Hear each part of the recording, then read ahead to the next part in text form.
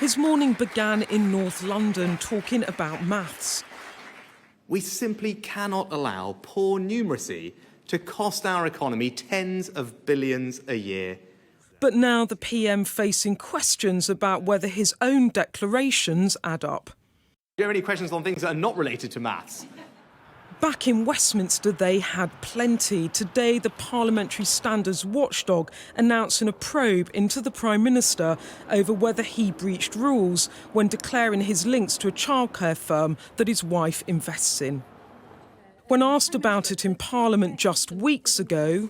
And there's nothing the Prime Minister wishes to declare in respect of that? No, I mean, all my disclosures are declared in the normal way.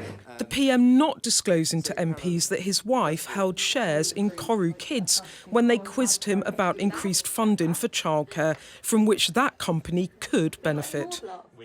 But he had declared the interest to the Cabinet Office as required, a point he later clarified in a letter to the committee. Rishi Sunak said, "I note that there has been some media coverage relating to the minority stake my wife has in relation to the company Koru Kids.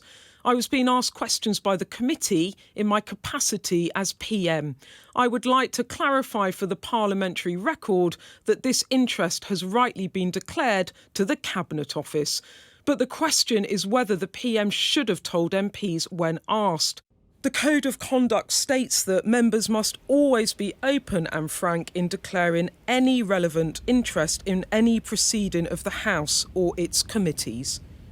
Will the Minister set out why she considered it necessary to incentivise childminders to sign up with agencies, and what conversations she and the Secretary of State had with the Prime Minister and the agency in which his wife is a shareholder prior to the budget?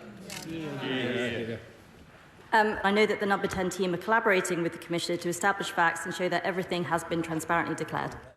Number 10 say that there's no case to answer, that the Prime Minister did declare his wife's financial interests in the correct manner to the Cabinet Office and are perplexed by this probe. But it is nevertheless uncomfortable for a Prime Minister to be under investigation when he promised on the steps of Downing Street but months ago a government of integrity, professionalism and accountability. And it gives his political opponents an opportunity to accuse him of dodging scrutiny just weeks away from a set of critical local elections. A PM who wanted to show voters he was a break from the past, but his wife's wealth again becoming an issue. The question is whether the public will care. Beth Rigby, Sky News, Westminster.